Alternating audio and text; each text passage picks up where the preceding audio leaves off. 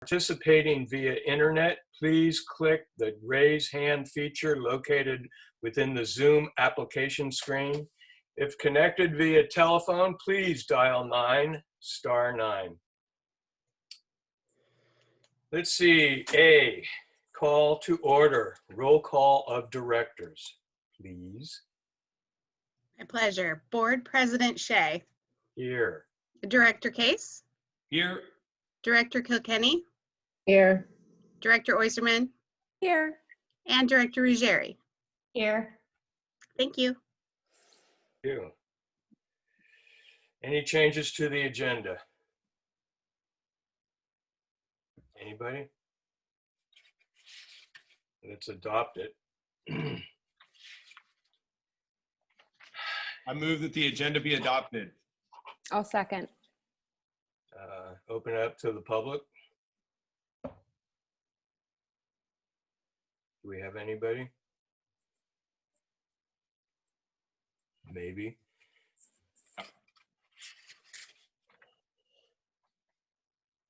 Go ahead, Stephen. Yeah, hi. Good evening, everybody. Happy New Year. Last month we were talking about doing some accessible improvements for the entrance on Quietwood Drive, and it doesn't appear to be in tonight's agenda. Is there any way to put it on at this point? Not at this point. Okay. Why do you keep ignoring? It's going to be discussed if you read through. I did. We can talk about it a little later in the meeting. Stephen. What's that? It'll come up. Okay. Thank you. Sure, you're welcome. All those in favor? Oh, you got to do a roll call. Roll call. Yes. Sorry, I had to unmute real fast. Where's my list? Board President Shea. Aye. Director Case. Aye. Director Kilkenny. Aye. Director Oyserman. Aye. And Director Ruggieri. Aye. Thank you. Agenda's adopted. Consent calendar. Do we have the draft minutes and the bills paid? We have to approve those. First, we ask for questions, right? Yeah. Hey, Bill, Yeah. can I back you up for 1 second, please? I'm Sure. sorry. On the agenda, that is not an item that needs a motion and a second. Okay. As long as you are adopting it as is. If a board member has a request for a change, then that would go through a process of a motion and a second. Otherwise, Okay. it's just a procedural matter moving forward. Sorry about that. Not a problem. Shall we continue? Any questions? Anything arising? I noticed on the bills paid, we have several that are again Measure A items relating to our shed. Civil engineer, does that mean everything's in the works for getting the permit? Yes. Right now, and actually I can go into that greater on my report because I have Okay. something. I'll give you an update then. Cool. All right. That's all I had. I just had kind of like a couple new guy questions. And I want to put this out there. I'm not complaining. I'm just curious. Is the amount of overtime for fire department, is that typical, Chief? I just would have no idea. I'd have to go back and look at the figures, but I think given what I know about the current staffing, it's probably a favorable amount of overtime. Okay. Considering there's just one permanent vacancy right now. It's probably the best way to put it. Okay, that's totally understandable. And again, definitely not complaining, just trying to learn the ropes a little bit. Right. Yes, I had the same questions when I first started. So Well, don't- and I can help out a little there. I mean, yes, that's fairly standard number. To Chief's point, we've had a staff member who's been on a extended industrial injury leave. So that's every third shift. That's requiring somebody to fill in his shift with OT.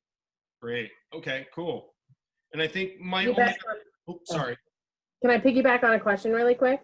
If we were outside of a pandemic, would the volunteer fire department or the volunteers affect that amount at all? No. Okay. Wow. 3 answers. Thank you. 4. Nice. Okay. And my second question on the bills paid out was, I'm looking at, I don't even know how to count these, item 5130 to Hansel Design.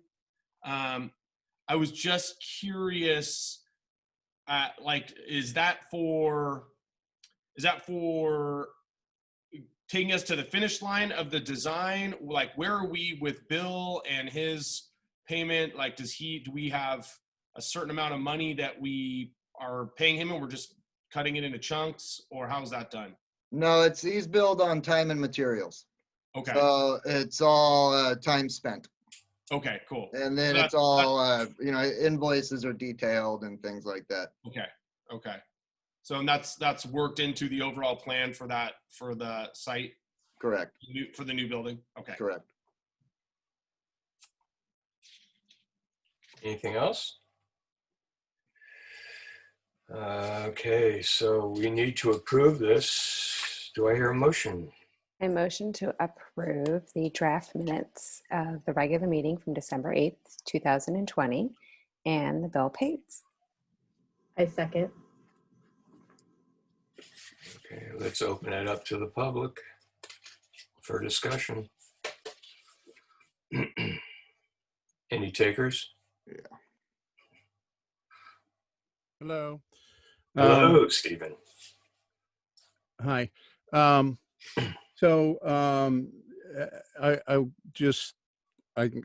glad that Chris asked the questions regarding the project there. I did not hear specific numbers, and this is actually for the benefit of the new members. We have never heard any specific numbers, and we've always heard generalizations as far as the cost of this project.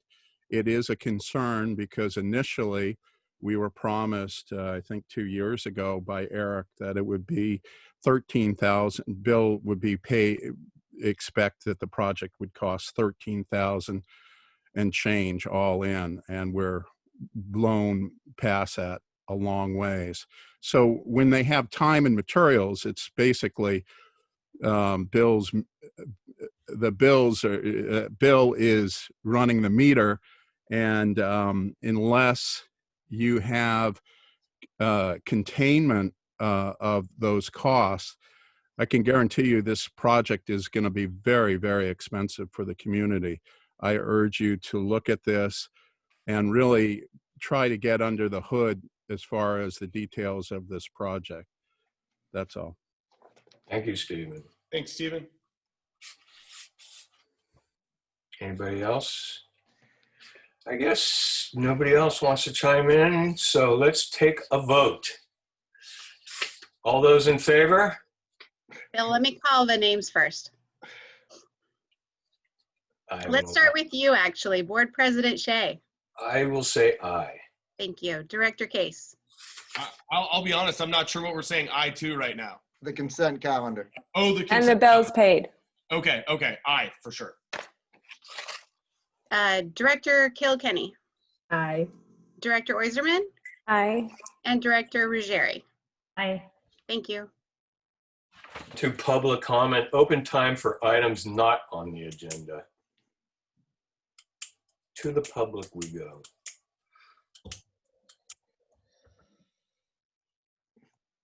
Stephen. Hello. So I think it's all, really exciting. We're starting a new year. We've got 3 new board members. We've got a new president. All kinds of interesting things are happening in our world. What we've seen in this last year during the pandemic is renewed interest in our open space and our parks. And I ask each one of you to, as you're walking through the parks, to think about how we might address our open space a little bit better, make it a little bit more accessible, and look a little nicer than it does. I mean, it's just, I'm really delighted to see so many people out every day in our parks. And anyhow, and especially until we open up the pool and we do all these other things, the parks are going to be very, very important. And I've unfortunately, I haven't seen much. And you know, this is not, you know, taking care of the trails is not very expensive. It does require a managerial focus. And I would ask the new board members to instruct our staff to look towards improving access to our trails. Thank you, Stephen. I'm still starting to like trying to realize what the flow is here. Are we allowed to ask questions based on No. a comment that's not on the agenda? No, right? No, this Okay. is just for the public to make a comment on anything that's not on the agenda. Okay. Taking notes, Stephen. I'm good. Okay, I guess that's it. On to the district manager's. E1 is first amendment to the policy allowing for temporary benefit accommodations in response to the COVID-19 global public health emergency. We're supposed to approve this. You're not supposed to, that's an option.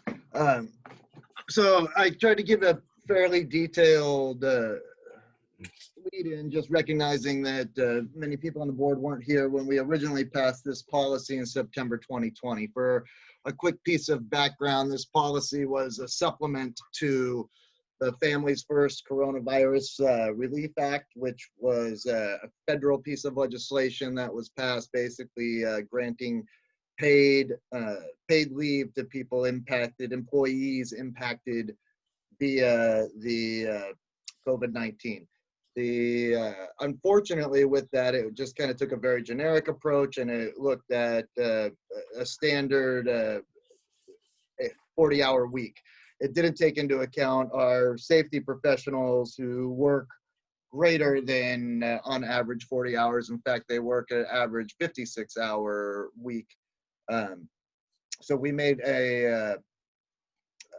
adopted this policy so that way they could have 5 full days off because they work 24-hour shifts, which in theory would allow them 2 full calendar weeks, which was in line with the 80 hours that were to a standard non-safety employee. That was the primary goal with the first edition, as well as a clause in there that allowed people to full-time employees to go into a negative level of sick balance if needed, if they were heavily impacted.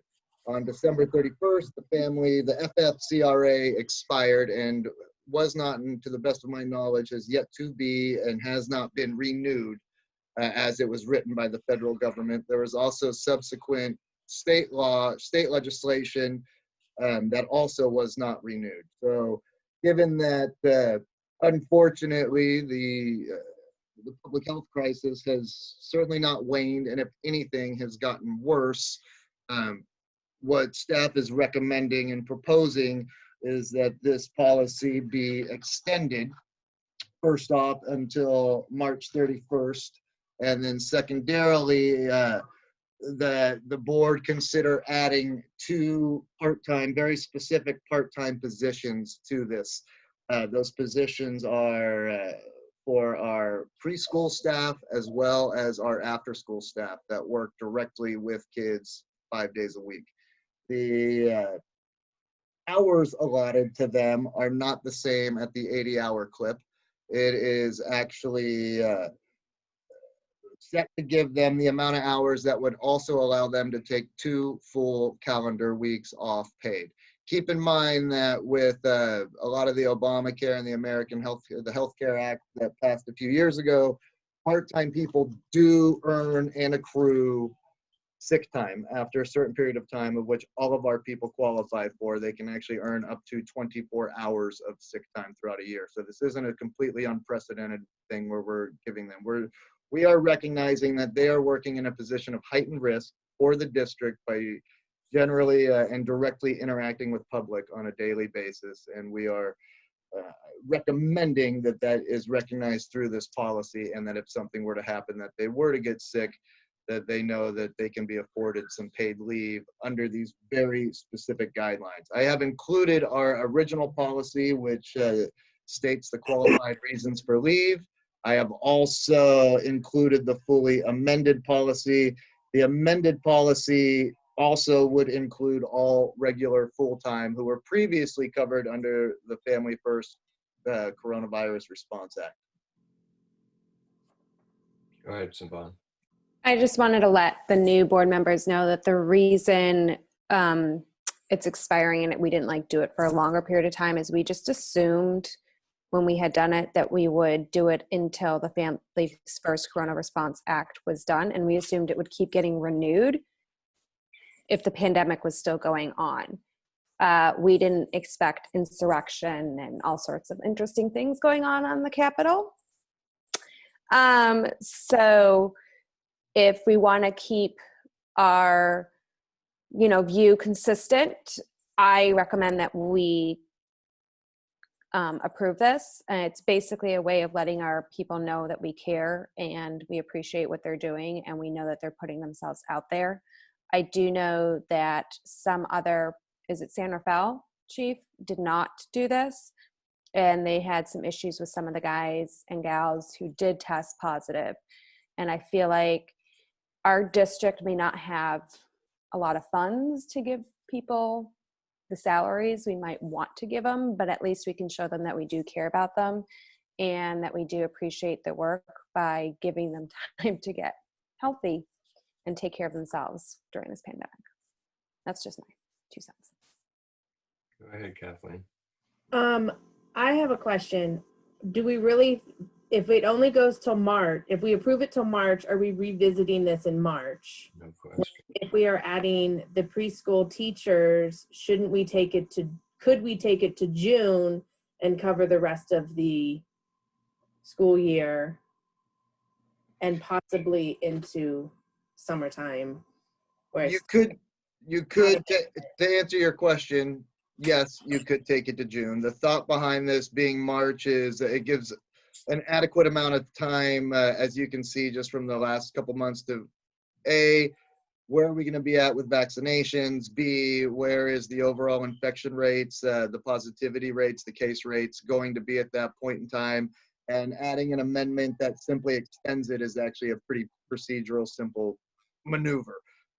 As opposed to going to June. I don't know what the harm would be in it other than if you wanted to retract the policy prior to June. is there a financial obligation from March to June? Well, this whole policy has very minimal fiscal impact whatsoever. It's basically allowing people some extra additional paid sick time when they meet very specific and stated qualified reasons for leave. Okay. It's just another vote in March To me, I think April. mine is, or April. Sorry, you're right, Chief. if we take this through the end of March and just vote on it again in April, can it be effective immediately Yes. to go through June? Yeah, you can always retro it to the date this expires. So if we vote on it in April, you can always retro it to be effective March 1st. At this point in time, we don't have any reason to April 1st. retro this particular policy to December or to January 1st because none of our staff have been impacted with it, so nobody would utilize it. Obviously, we would know that information. You would know that information by the time we got to the April vote. The state of California has not renewed theirs either. Correct. And do they have any plans to I don't know, to be honest with you, make Bill. this moot? Yeah, I don't know. There's been surprisingly little news or media or any sort of updates on it other than that these have expired. Well, I'm inclined to go ahead with this because we have to show support to our employees.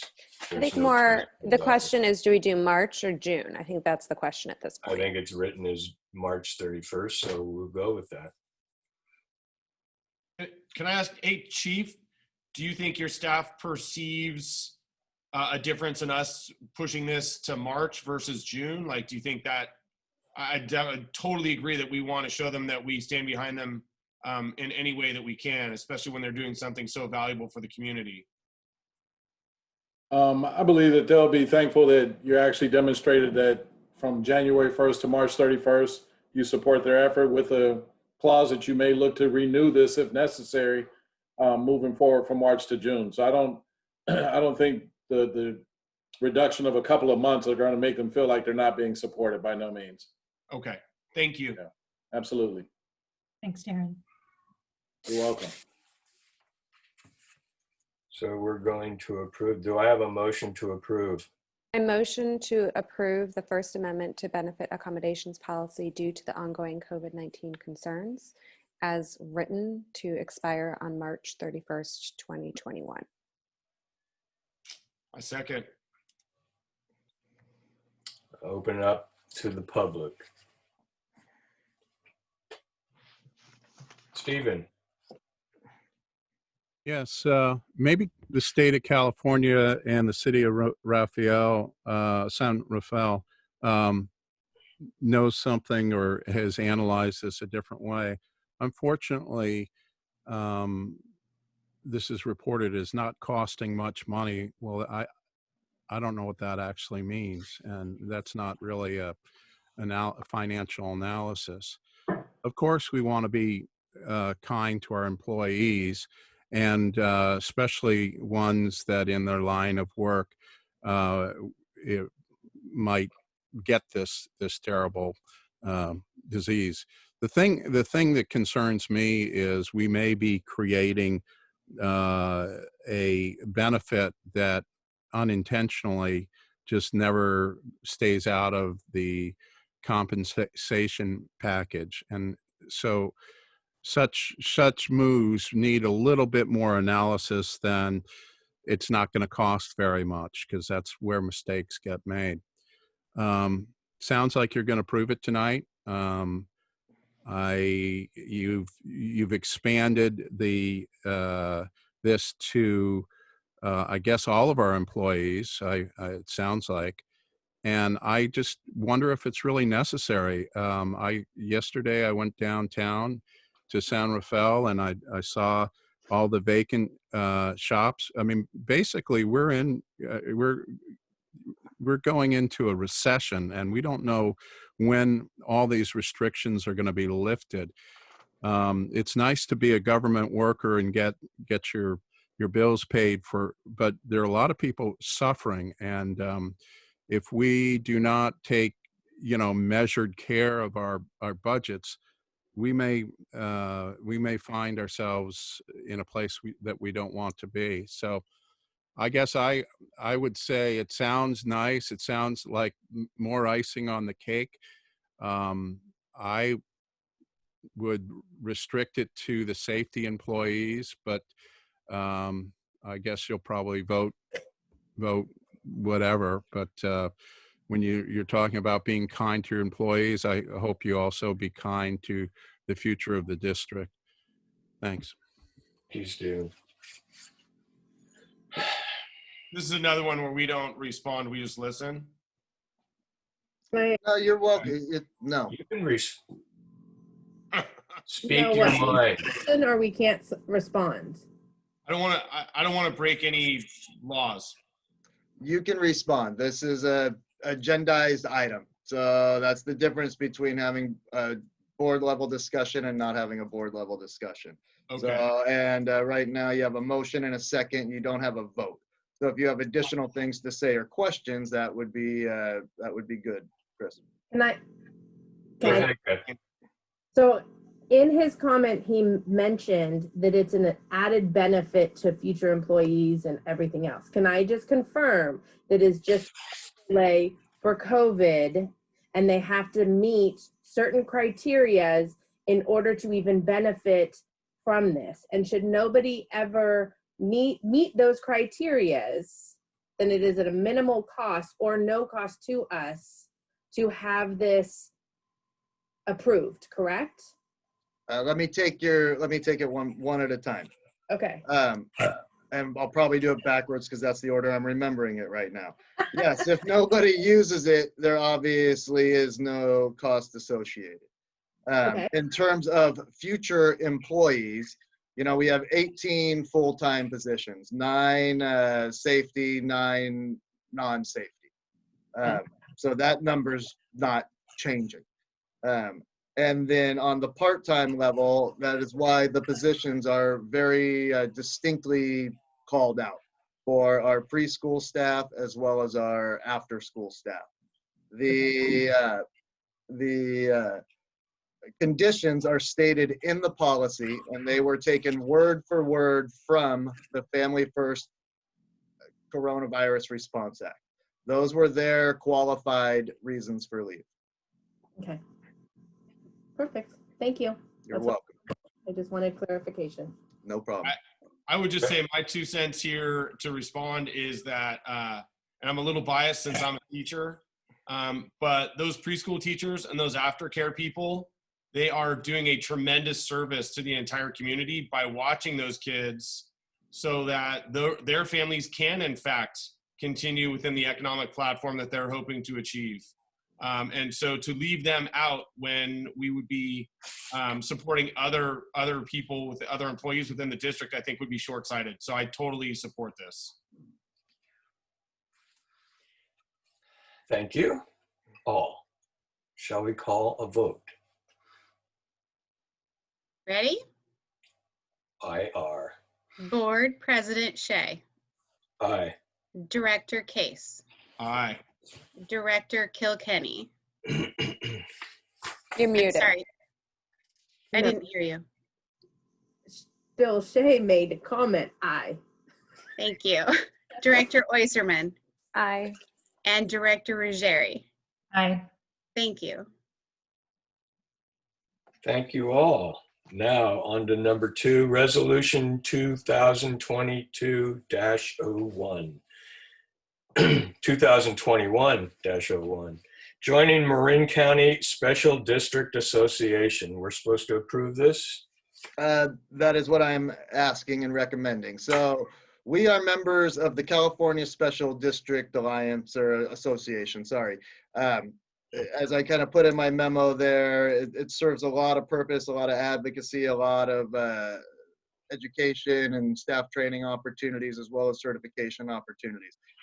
They have several throughout the state what are known as local chapters, and they're usually created regionally, sometimes by county. In larger counties, they can be smaller. Recently, there's been a push amongst some special district leaders to create a local chapter for Marin County and for Marin County special districts to give them a chance to network, to advocate, to do shared trainings, things along those lines. I think the biggest benefit of this is it also gives an opportunity to provide a collective voice. Time and time again, and being involved in a lot of things that also involve a lot of cities and towns and the counties themselves, I can tell you that special districts can often be overlooked or can be an afterthought because we are much smaller by nature, don't necessarily carry the same level of clout. And to have a collective voice, making sure that special districts are recognized when they're trying to plan initiatives that directly impact special districts or various tax measures is a good thing. There is no cost to join. There's no dues. As you see in there, I mean, I would primarily be the person going to these meetings, with the exception of when they maybe put in some training opportunities or have some guest speakers come through. It's mostly my cohorts and colleagues from a handful of agencies, and they're trying to do a push to get more people to join. So with that said, I would certainly recommend approving the resolution, allowing us to join, and then it also states that the district manager position in the event that there's a vote. My personal feeling is all of this is a little too formal. I kind of questioned the formality of all of this, why we need to go through all the formality. It's actually handed down from CSDA for local chapters, And CSDA asks that they go through these levels of formality. So I said, I don't think it's needed. It's an informal association, but that said, I'm happy to answer any questions. It is a good thing, in my opinion, to have people in special districts communicating and keeping ourselves on the same page, especially around administrative and management issues and legislative and advocacy issues. As long as it doesn't cost anything. Not a thing right now. Bill. Should I read the resolution in total, or can we No, I just? don't think you need to. I mean, it's a short, small resolution if you want to, but I don't, it's certainly not needed. Okay, so I need a motion to approve. I motion to approve the resolution 2021-01, joining the Marin County Special District Association. I second. Any questions, answers? Open Is it to the open to- public? Got nothing, Bill. Then let's call a roll. Let's have a vote. Tiffany. I think she's frozen. She's kind of Board freezing up. President Shea. Aye. Okay, Tiffany's Oh, no. freezing. Tiffany's freezing up, so I'm going Am to I take over frozen for still? you on this Say one, aye. Tiffany. Board President Shea? Can you Aye. hear me? Yeah, you're blinking out a little, so I'll do this roll call for you. Director Case, Aye. Director Kilkenny, Aye. Director Oyserman, Aye. Director Ruggieri, Aye. all approved. Thank you. On to, we're going to nominate somebody, maybe, for LAFCO. Yes. Yeah, if you want, I can give you, I tried to just put a little bit of background in a staff report here for those who aren't totally familiar with LAFCO. And I also included their website if anybody wanted to know. So LAFCO is comprised, their commission, or AKA their board members, is comprised of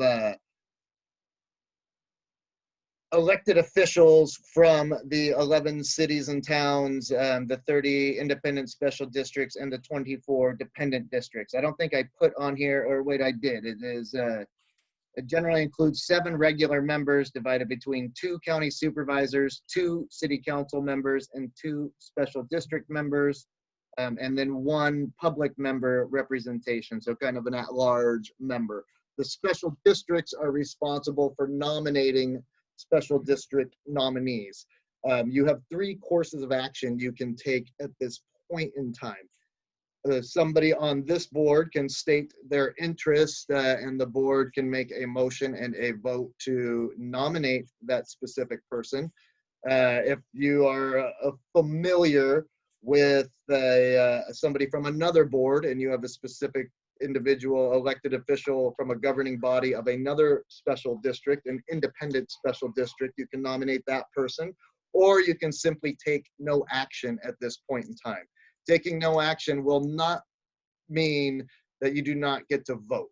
When the nominations are in, that we will receive in a month or 2 a official ballot, at which point you will get to vote, cast a singular vote as a body towards the representative, the nominee who you want to fill this 1 seat on the LAFCO board. Traditionally, we haven't nominated somebody. In my 6 years, one of our board members expressed an interest in joining and being a representative on the commission, and that person was not actually voted into the commission. That was the only time I can recall any of our board members expressing an interest. But again, taking no action just means you're not making a nomination at this point in time. However, you do not relinquish your right to vote when the ballots are produced, and that'll happen at a forthcoming meeting. Most likely, I think, April or possibly March. Okay. Anybody have any interest? Everyone's plate is full. Oh, I'm sorry. I thought that was everybody speaking at once, so it just canceled everybody out.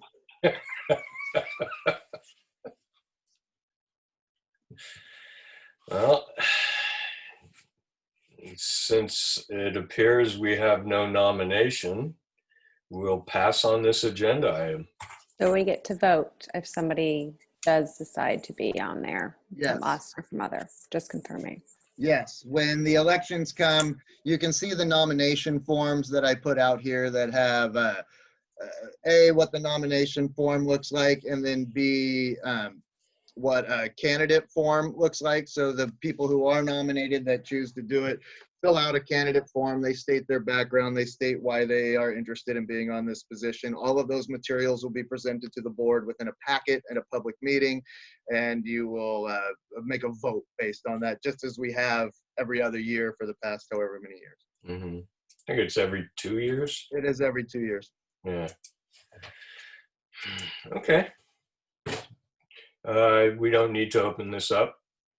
You need to open it to comment, but you don't need a motion because you're taking no action. Okay, I'll open it up to comment from the public.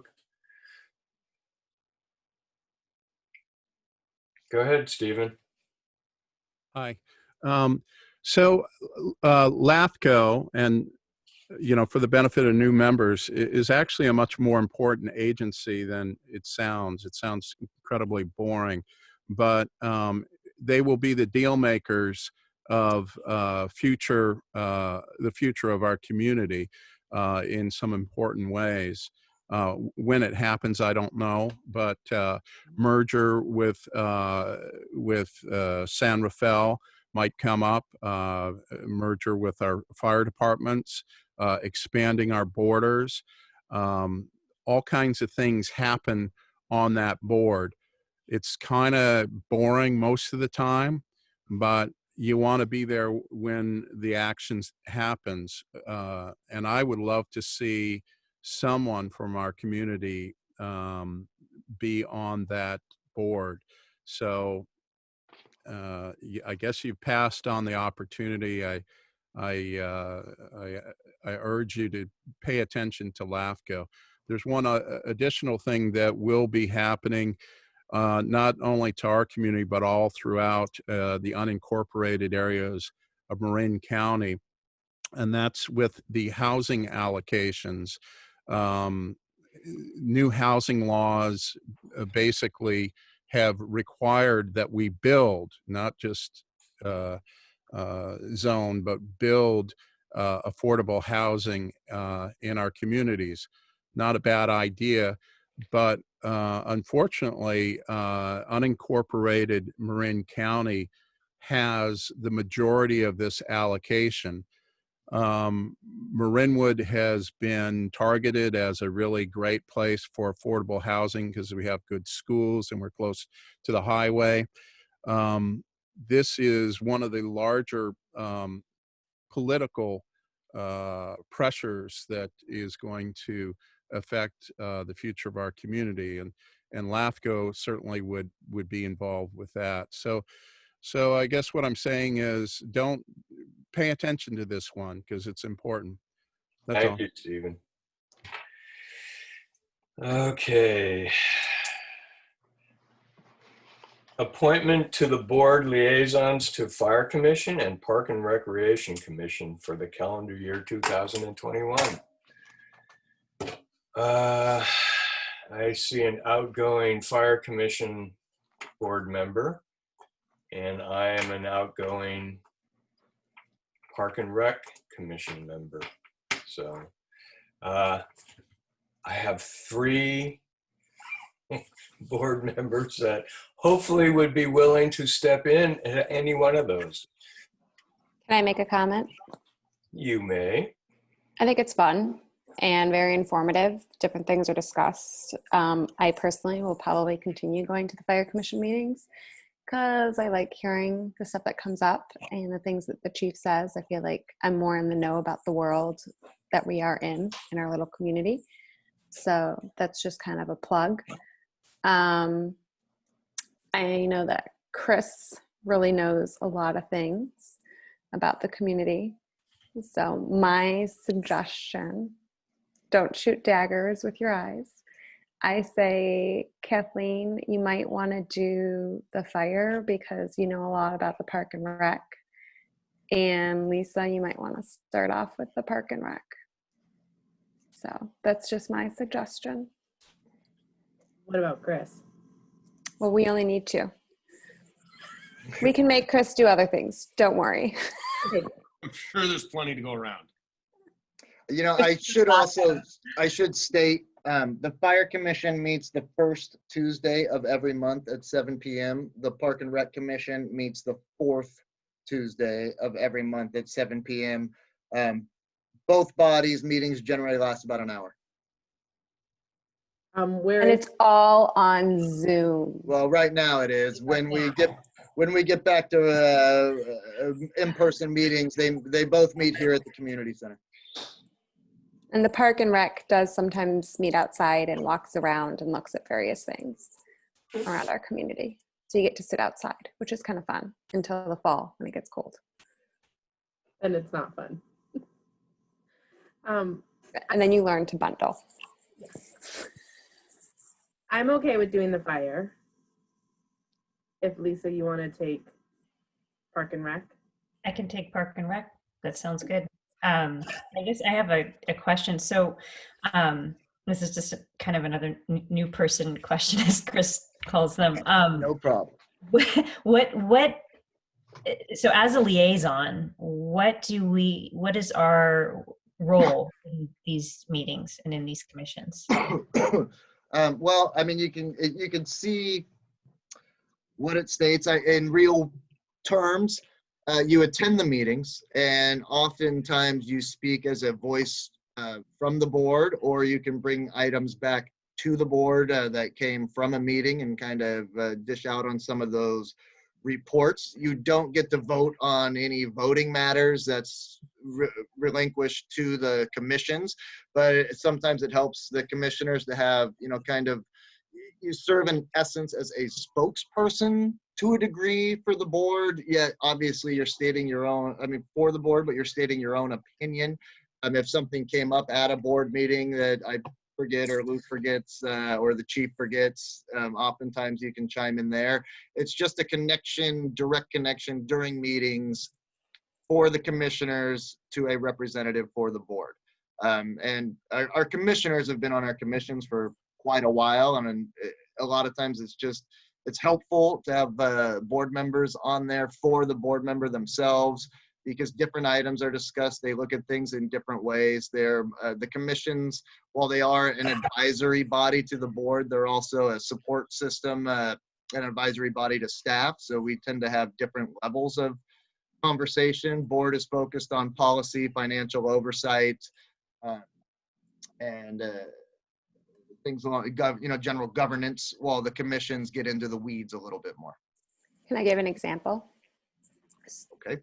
So like with the fire commission, I just sit there and listen, but the commission for a while was thinking about what happened in Santa Rosa and everything with the fires, like on ways of alerting the community. And the commission was really wanting to figure out if we could do sirens or various things. And that was right when Marin passed the new fire, I can't remember the acronym right now, but it was right when that was on the ballot. And I didn't want the guys to waste too much time researching different sirens and stuff, when if this passed, the alert system would be across all of Marin and not like a piecemeal thing where each of us is doing our own thing. So them researching alarms that would go on top of the fire department and stuff would be a waste of their time in a sense, because it wouldn't be up to us. It would be dictated by the county on what to do. So it's like, I was able to say, well, hey guys, like the board agrees that this is a good thing, but why don't we wait until we see if this passes and what they recommend before we start really digging into the weeds and spending time that we may not need to spend just yet.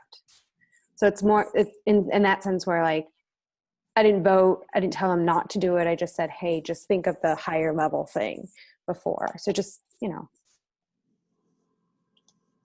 Okay. right? Helpful. Can I ask a related question? Is there ever an instance where we as a group, through one of our liaisons, would then, and obviously through you, Eric, because we go through you, but in concert, would ask for either one of those commissions to do something specific? You know, Yes. like look at a certain thing, or, and so that might be the reverse, right? Where if we're asking them to look at something, and certainly we've gone through you, Eric, but maybe one of our commissioners could be that liaison in reverse saying, hey, this is why the board would like you guys to take a look at certain things. Correct. You're nail on the head, Chris.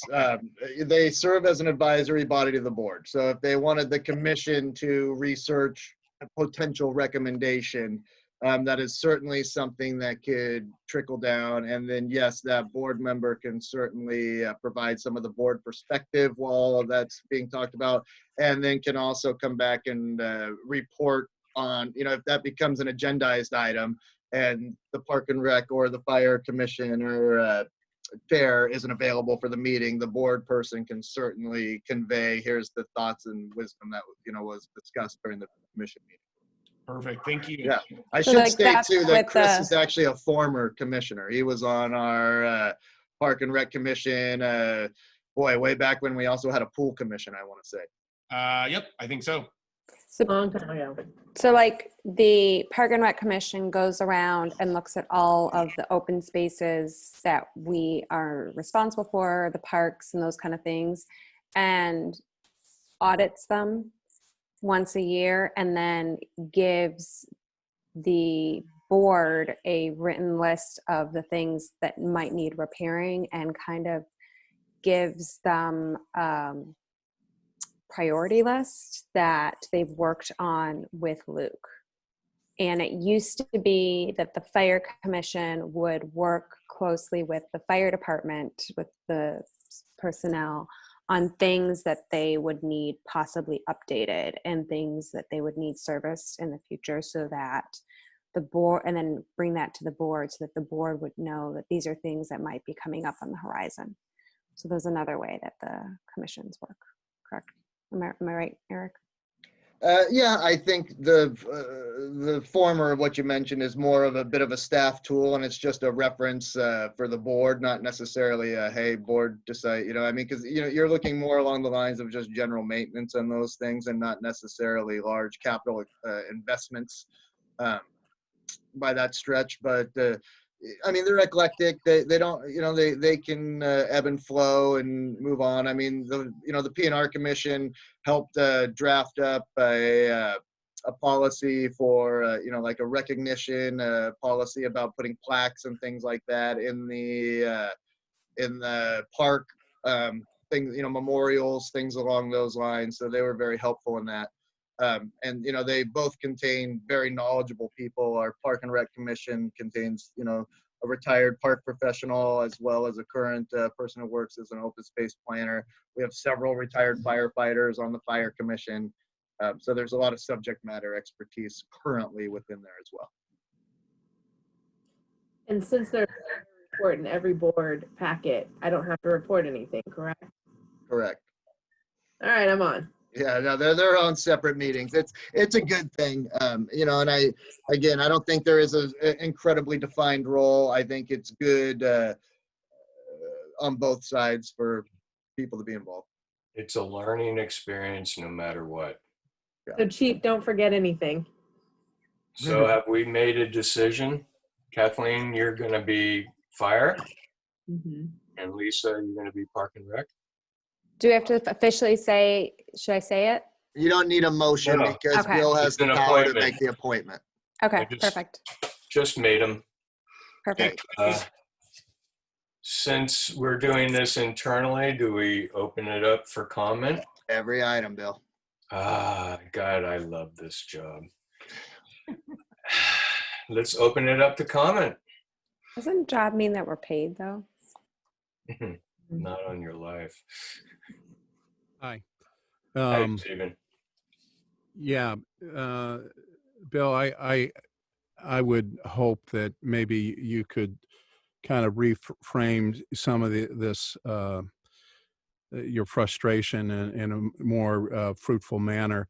I am a member of the public. All members of the public do have a right to speak, and I'm sorry that you have adopted this point of view, but I think it's very disrespectful.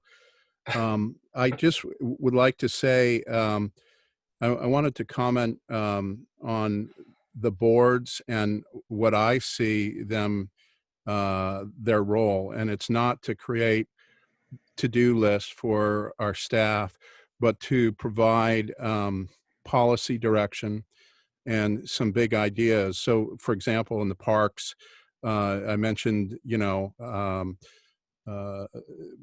park policy as far as the trails and accessibility, looking at the pool issues. When do we replace the pool or redo the pool? These are the big ideas. I think if you're worried about the day to day, month to month, yes, you should demand accountability in that area. But really, the role is a visionary role, setting policy. So that the same goes for the fire department as well. So anyhow, that's just my comments from the peanut gallery. Thank you. District manager report.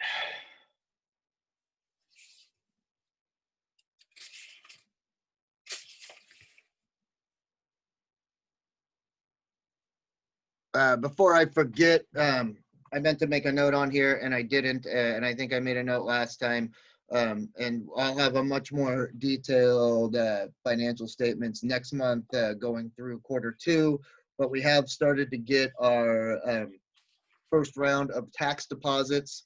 As of December 31st, we actually received about 1.15 in ad valorem taxes, 1.15 million, and about 877,000 in special taxes for a total deposit into our general fund of about 2.03 million. So those have started coming through.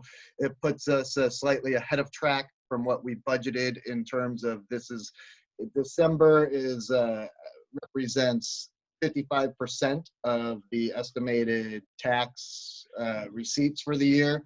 So this does put us about 70,000 ahead on the ad valorem when you compare it to budget, meaning we'll be about 70,000 more in revenue than what was originally anticipated and budgeted for, if that still holds true. So we're doing good there because, we don't have a lot of power or influence over how ad valorem taxes go. And I try to make very conservative projections when we set up budgets. So far, so good. Financial audit, Tiffany and I have been working hard on that, really with the auditor, trying to close this thing out and get it done. I anticipate the draft report and management report to be presented at next month's meeting. I have no reason to believe it won't be completed. If this meeting was probably a week or two later, we would have had it by now. Holidays and everything else kind of slowed things down. So, but we're cranking right along. And I don't, at this moment, anticipate any surprises, but that's just more something to look forward to for next month. You'll get a detailed financial statement through Q2, a profit and loss statement, as well as the financial audit for, I see this says 2021, it should say 1920, sorry. On the park maintenance facility, kind of parlaying off of what Bill was asking. Yes, this is, if you have been out to that area, you've noticed that everything has been completely demolished and disposed and removed. The site is clean. The site is ready for building at this point in time. We did receive our initial feedback from our plan check service. And as always, and as expected, they had several notes, none of any real material value. Most of them were asking for notations, additional notations within the plans themselves. Some had some structural engineering notations that were needed. So the project architect, as well as our structural engineer who put together that level of the plans, are making those adjustments. We will send them back to the plan check service to confirm that everything has been done. And once that is done, they will be submitted for permitting. with the county. So that way that is rolling. However, once those adjustments are made, then we can be reasonably confident that those plans are 99% finalized, if not close to 100%. So we can finish off the RFP with the complete bid sets, get the request for proposals distributed in the way that it needs to be distributed. I would say we'll probably give it 30 days for a response, which still keeps us on track if everything can work out right to have this thing built and completed prior to next rainy season. In terms of wildfire prevention plans, I did just, want to make some notes in here as to where we are at. Continue to work with Chief White and his staff. In fact, just recently had a meeting with some of them, kind of looking at how we're going about doing some of this. There's several instances where some of our projects are utilizing crews that are already under contract with the city of San Rafael. And so we will be incurring those direct costs as they relate directly to our projects.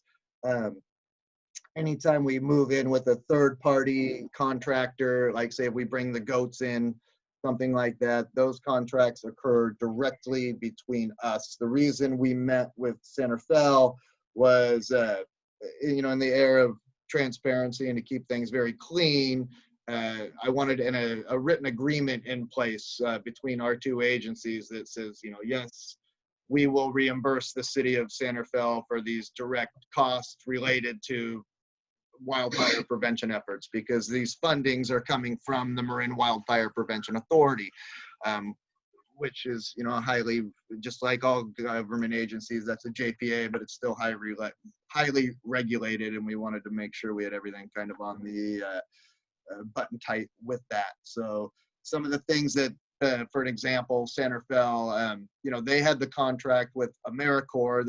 AmeriCorps is extremely affordable. It's not free. And so they were spending time on our property. They had very set daily rates. We knew what those were. Their seasonal inspectors that San Rafael hired doing all of the home hardening and defensible space inspections.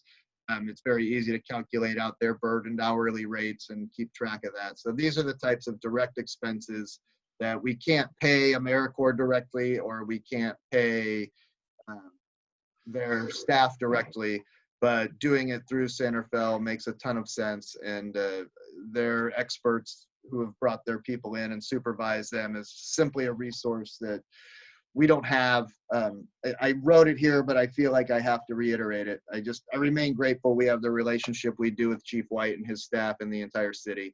We would never have the resources at our disposal without that relationship. We would never have the expertise or the guidance, and we would never be able to take advantage of some of the economies of scale that we're able to do. To have the work done that we've had done at the cost that it cost us is nothing we would be able to even come close to if we were trying to do this on our own. So Chief, again, I've said it till I'm blue in the face, but thank you very much for you and your staff.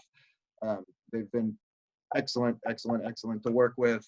We're still working on kind of a multi-year prevention plan that'll kind of outline, what our focus will be over the next several years. So as that starts to come together better, that'll be shared with the Fire Commission as well as the Park and Rec Commission. We'll probably host a joint meeting at that time.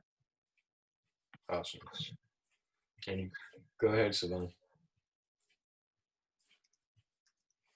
You're muted, Savon. Thank you. So I'm going to start at the top. When you were talking about the taxes that came in, Yep.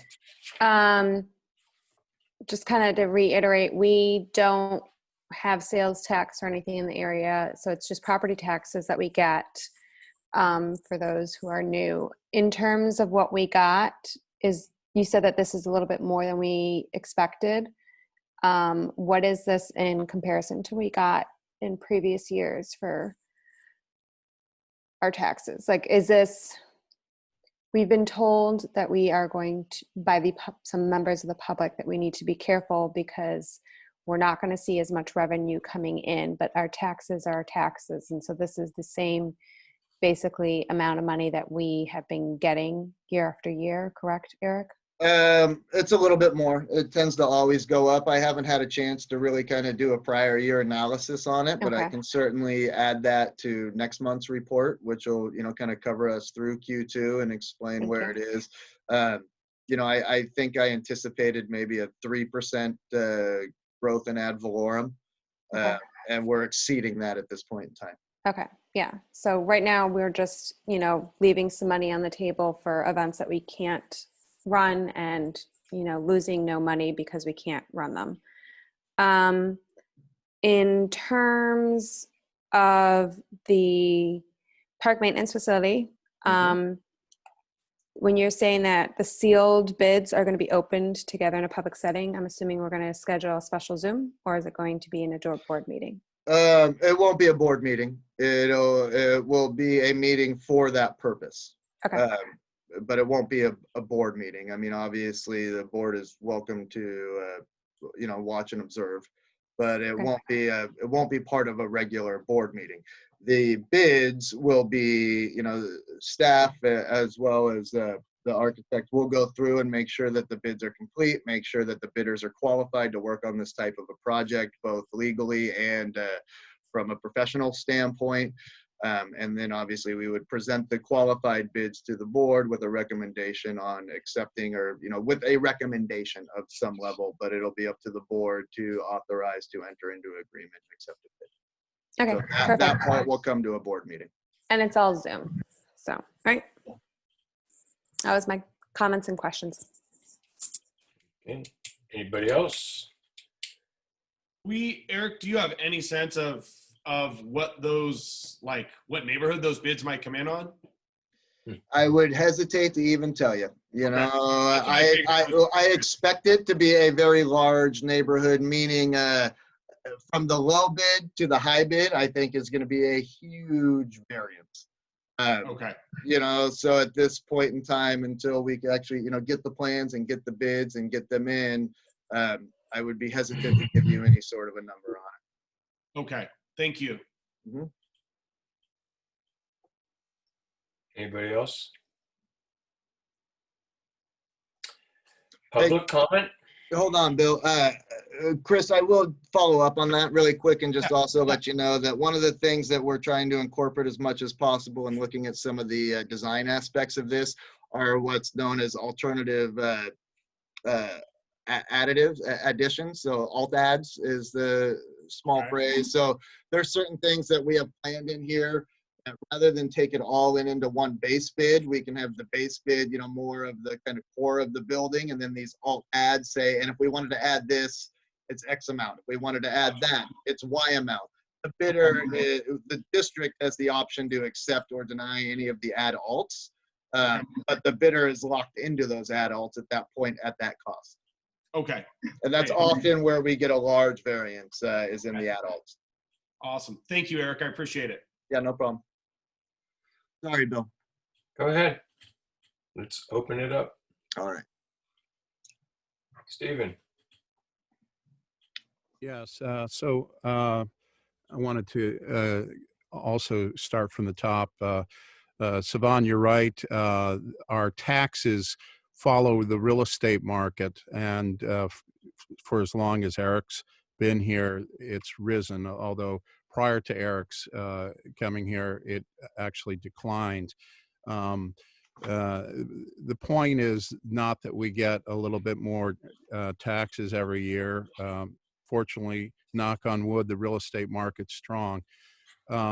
It's that our liabilities are climbing faster and will soon overtake us as the pension obligations and the healthcare obligations overtake us.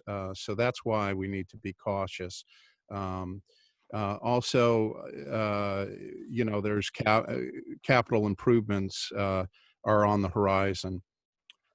So I just guess I wanted to make that comment. As far as the park maintenance facility, I want to point out before you do bidding, and I'm going to keep pointing to this out until I'm blue in the face, maybe.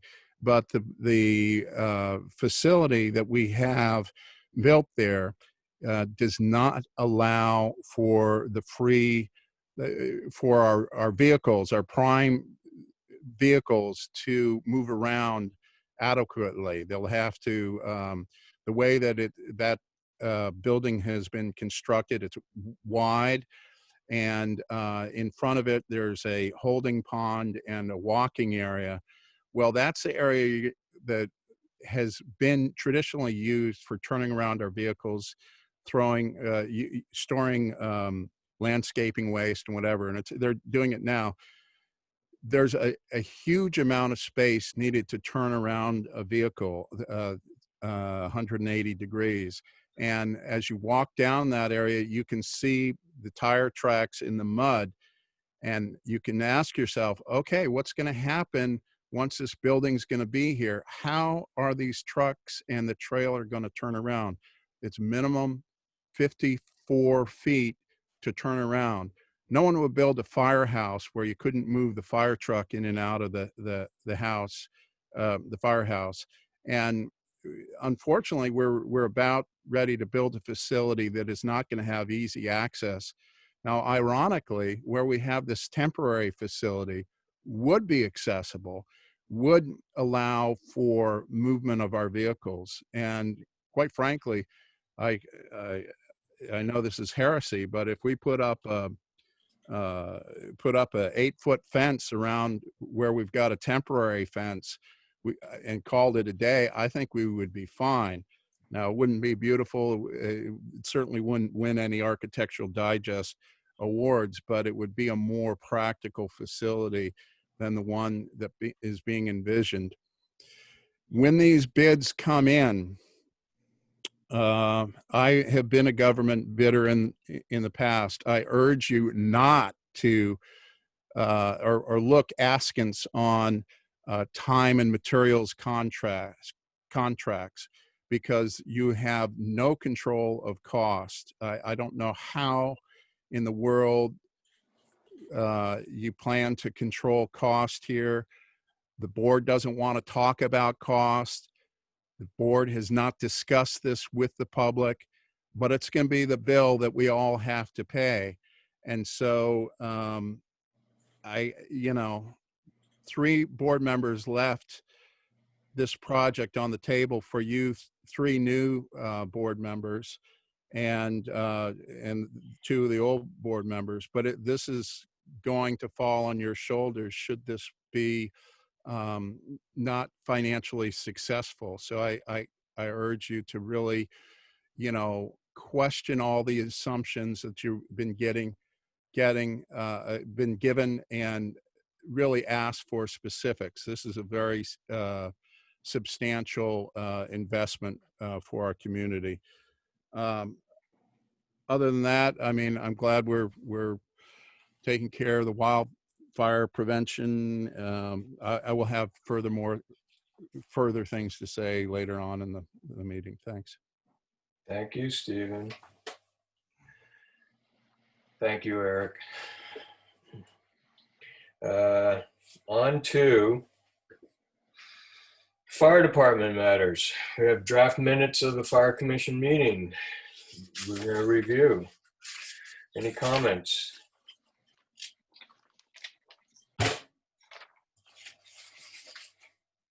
I'm hearing none. I'll open it to the public.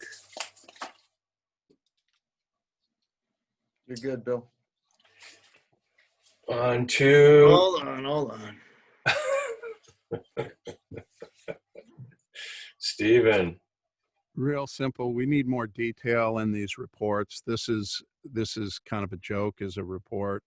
I realize you've tried to minimize it for whatever reason. You know, I would like to see a little bit more effort put forth from our staff on these reports. Thank you. Thank you, Stephen. Bill, Chief. can I ask a question? Sorry, Chief. Stephen, what specifically are you? I don't understand what you're even asking for. Can I precede? Yeah. These are action minutes. That is what the board has taken on, is action minutes. So they are intended to report on the actions of the board, or the actions of the body, or the actions of the commission, as opposed to a narrative recap of what was discussed. Okay. Does that answer your question, Chris? I didn't have a question on our side. I just don't know what Stephen was asking for. I understand he's lodging a complaint, but I don't understand what he's complaining about. But I don't know if I'm allowed to ask that question. You're allowed, Bill. I can bring him back in if you want. Bill, Yes. I said I can bring him back in if you want. You mean it's up to me? Well, you are the chair. After his last comment. Sure, go ahead. It's not so painful to talk to the public, Bill. It's You easy. can always talk to me in person if you find meetings That's difficult. easy too. Anyhow, I do appreciate you asking, Chris. Yeah, I would like to actually know what the business of the board is. It does all of our boards. It really is hard to follow. I make a point to attend as many as I can, but there's just no way that anyone knows what is going on inside the board without more information. The board, I guess Eric doesn't want to video or videotape the board meetings. Don't know what the reason is, but the purpose of your position is to represent the community. It's not to help out our staff. I mean, we want to help out our staff, of course, but it really is to represent the community's wishes. And so how can you do that if you're doing it behind closed doors and cryptic notes? So I am asking for a little bit more detail, a little bit more narrative on the reports. Thank you, Chris. Hmm. Can we go on now? Sure. Okay. Chief, welcome.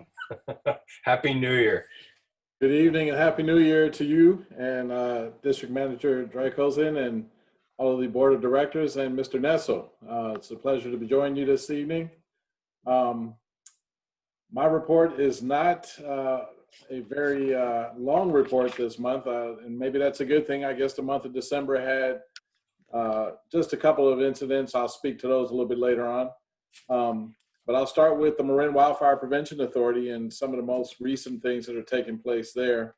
As I indicated and shared with the commissioners last week, the NCCC AmeriCorps crews have actually returned home.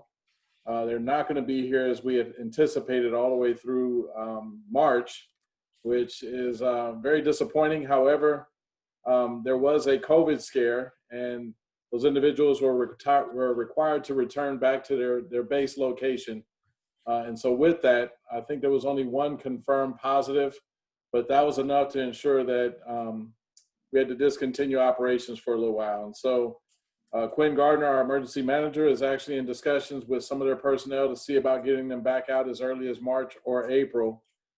She's aware that I'm a big proponent of using them year round if we possibly could, despite the weather, because I just know that, as Eric spoke to just a little while ago, the return on investment is substantial. And anytime we can have the efforts of these volunteers to come into our communities and do the type of work that they do, and if we can get that on a year-round basis, we'll be so much better off in a relatively short period of time. So I'm a big fan of year-round use of AmeriCorps and or NCCC if the opportunity presents itself. But realistically speaking, it's probably going to be upwards of 6 or 7 months out of the year that we're able to benefit from them.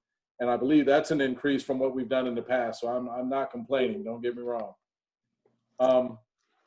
Moving towards the executive director, Mark Brown, he's actually, I believe he's already put forward the request for a planning and program manager.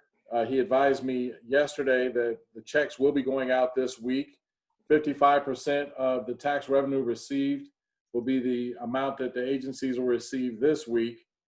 The 40% will be coming forward sometime in April, and the last 5% again in June to make a complete 100% pass through of the monies received from the Measure C.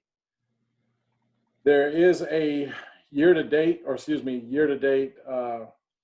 calendar year ending 2020 to date representation of the work that's been done for a lot of the programs and projects, and it's on the website. And so I listed it as https://www.marinwildfire.org/programs. And so that's on my report.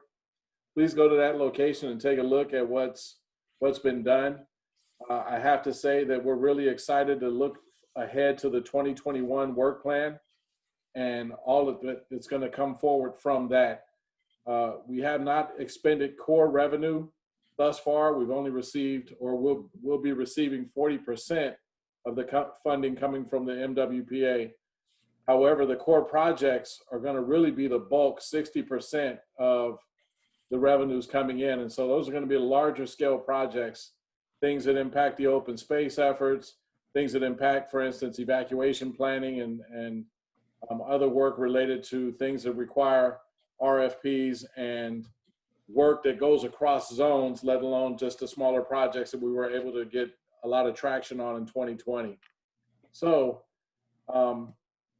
lot to look ahead to this year, and we'll be reporting more on that as things develop. And I just wanted to touch on that briefly. And I'll move forward to COVID and the vaccinations that are underway right now next.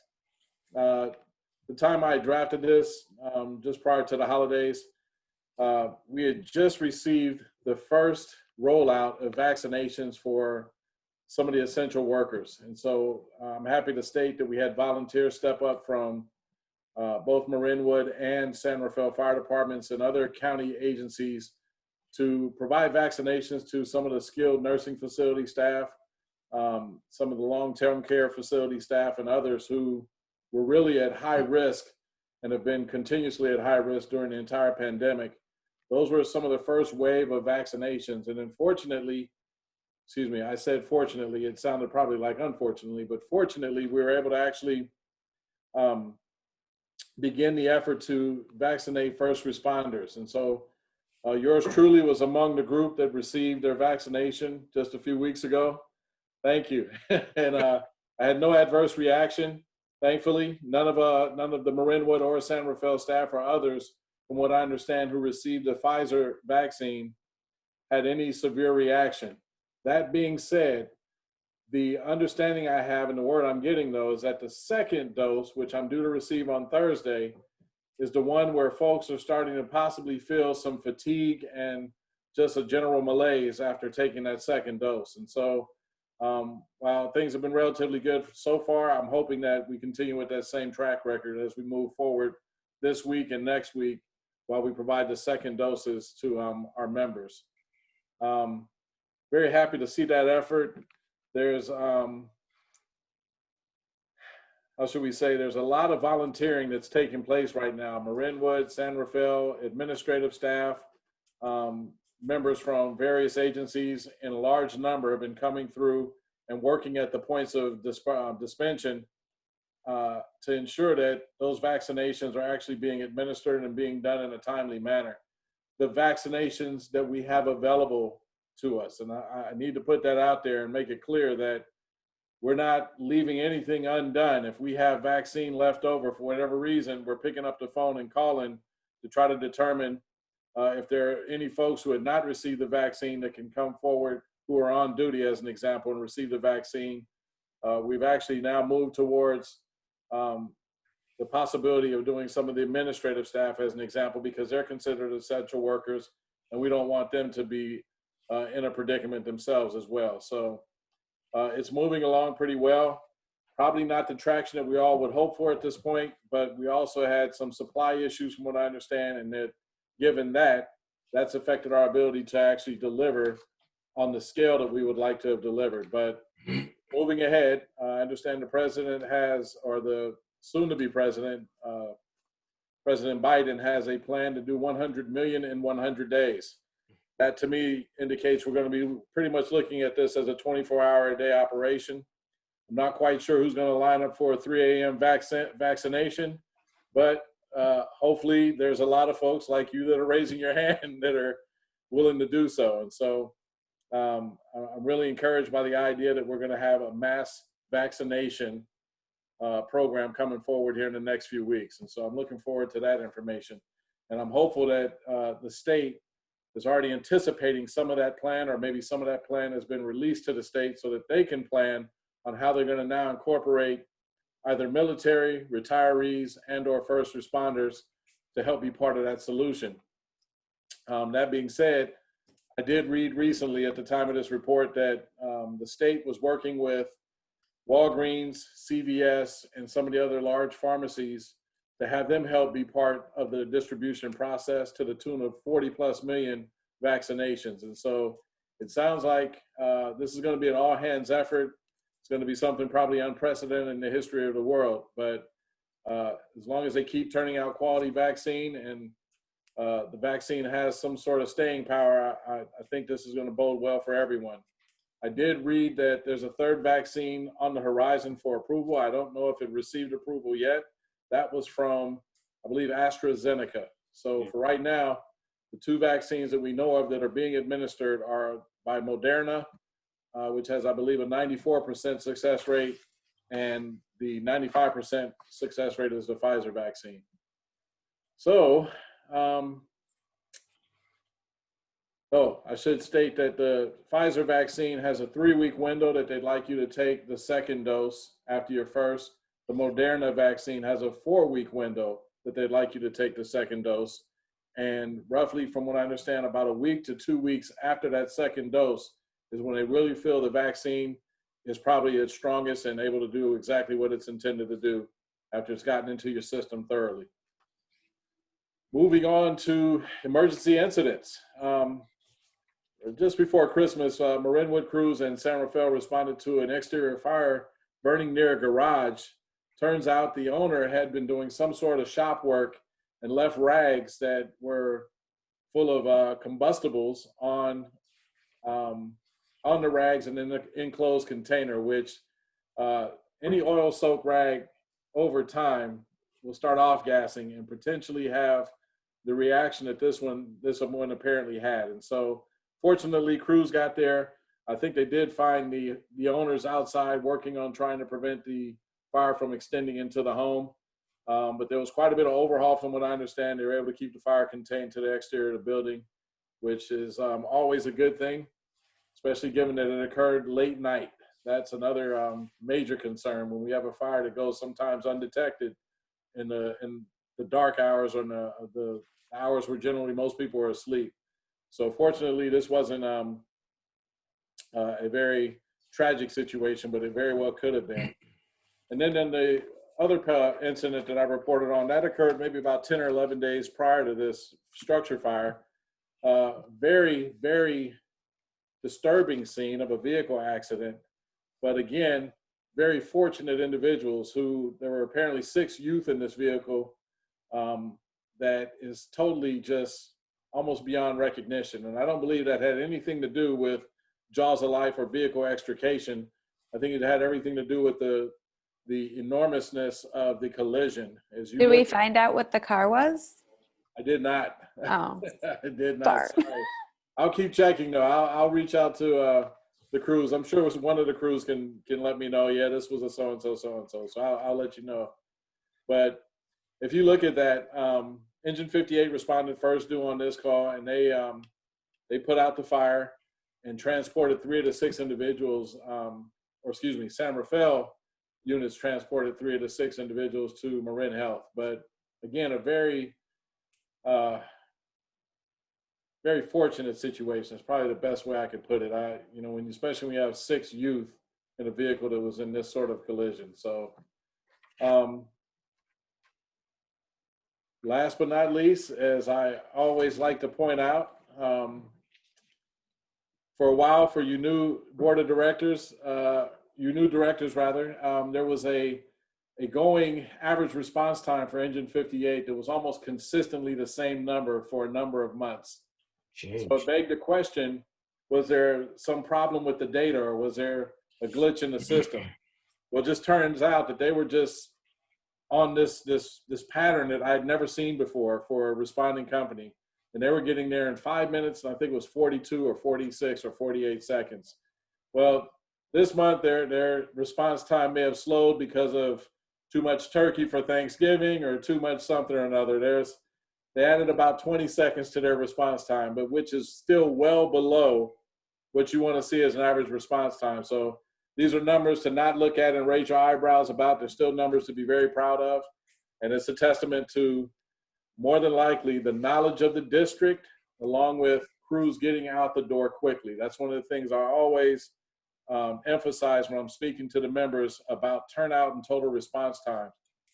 The faster we get out the door, the faster we're on the scene. And that means basically don't take a long time getting on the apparatus and getting moving. Get the sheet, get the report of where you're going, and get on the rig and go. If there's any follow-up questions, you contact dispatch while you're en route, or you have the conversation about it between the engineer and the company officer or a senior firefighter while you're en route. But nothing saves lives more than getting out the door quickly. And so that's something you'll hear me stress over and over again.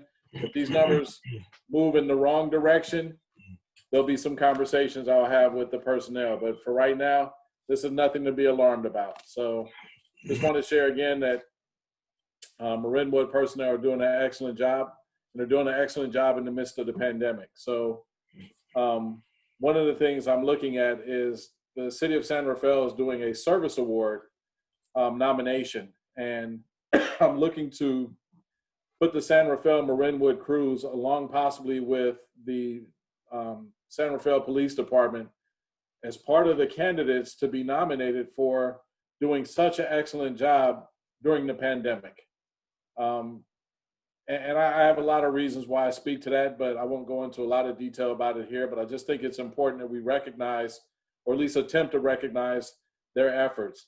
Those awards were generally for individuals, but the city manager gave me a means by which maybe I could use a few examples, which I have a few examples I can use, where we can nominate both public safety entities. And so more to come on that, but that's a new development from this week. Friday is the deadline to submit. I've already drafted some language. I'm waiting on the police, acting police chief right now to provide me with some examples and language to supplement what I've already written. But again, just wanting to acknowledge, as we spoke earlier, about personnel feeling like they're supported and or recognized or appreciated. And I think excuse me, I won't take credit for that. That suggestion came from one of the battalion chiefs in San Rafael. And I thought it was a heavy lift because we're talking about maybe 150 people. That being said, you know, for awards that were supposed to be intended for individuals, there may be a creative way to now acknowledge everyone instead of a quarterly acknowledgement like they've, from what I understand, have been accustomed to doing prior to the pandemic. So just wanted to share that as well. So if you hear that they won an award next month, that'll be the reason why. So that being said, that's pretty much a summary of my report. If there are any questions, I'm more than happy to speak to what I can. Thanks, Chief. Go ahead. So are the volunteer firefighters getting immunized too? Yes, they were included on the list that went to the North Bay Incident Management Team. So I believe everyone in Marin has already received their first dose. Great. So it's too late to volunteer. I have a question, as Chris would say, a newbie question. On the chart where it says Marinwood CSA 13, what does JBA stand for? Like old JBA and JP. or JPA, sorry. That's probably a better question for you or me, Bill. I don't care who it is, but what's the stand for? You're referring to the columns on the left under the heading area? Yeah. I think that's Joint Powers Agreement. Ah, thank you. Yes. All right. I'm done. Anybody else? Anything from the public?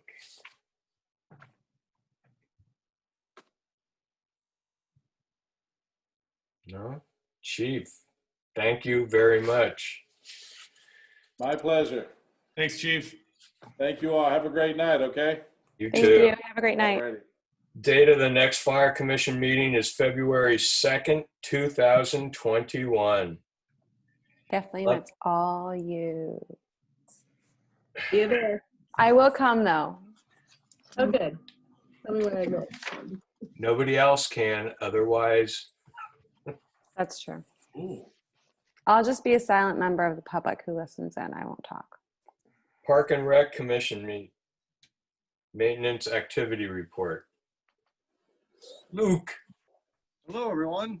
Happy New Year. yay. Hey. We'll just start with recreation. And the last 2 weeks of December, we were excited to be able to offer our winter break camp in spite of all the regulations and restrictions. And we were able to serve just around 20 families and provide a place for their kids to go who were out of school.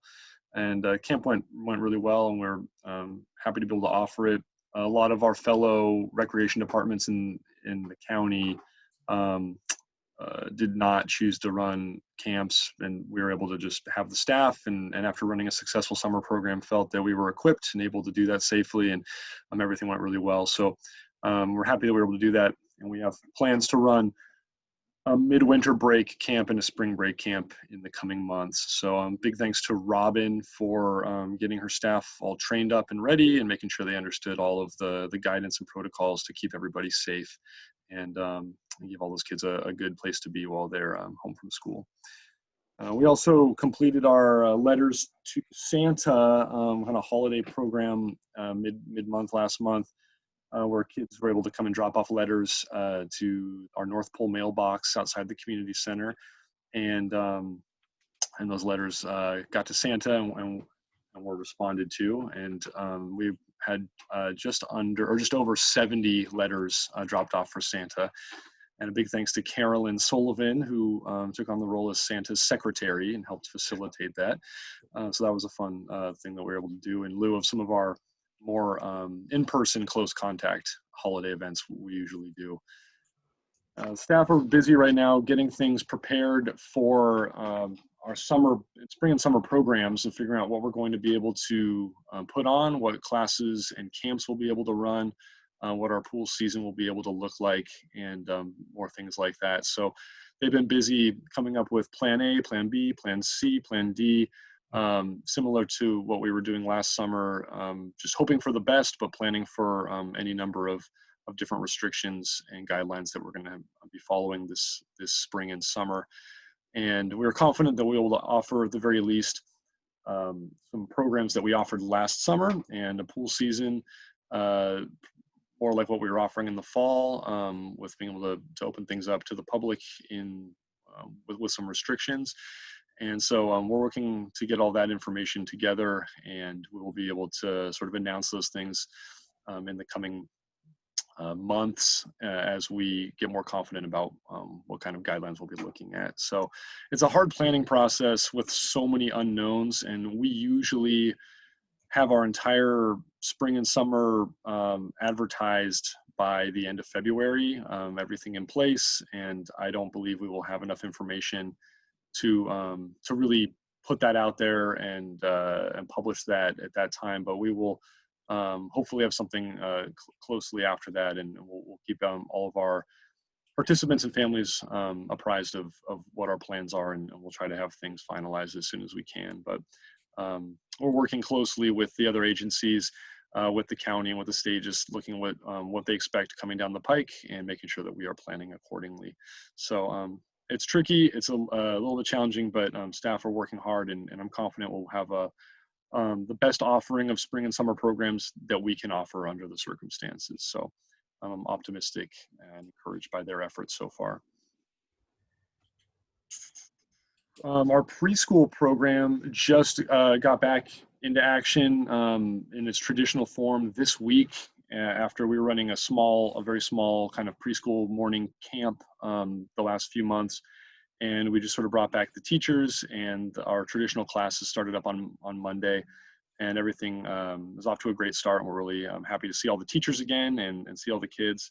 Things are a little bit limited in attendance due to the current health guidelines, but we are able to have a pretty close approximation to our traditional preschool program right now, and we're happy to be able to finally have those kids back in the community center and provide that program to those families. So that's been great. I guess we're 2 days in. It's going very well so far. I'm going to flip over to the parks maintenance side of the equation. Staff have been continuing to monitor culverts and drains and V-ditches as we've had some sporadic rain, just making sure things are clear and keeping an eye on things so that we don't end up with any flooding or blockages or damage. So they regularly monitor the creek and those drains throughout the open space and make sure things are looking good.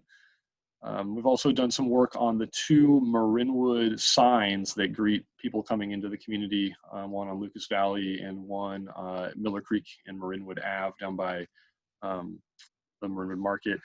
And so we've added some plantings and spruced up the landscaping there, and also fixed a little bit of defacement that one of the signs had received. So staff have been working on that, and things look a lot better. So we're excited about that.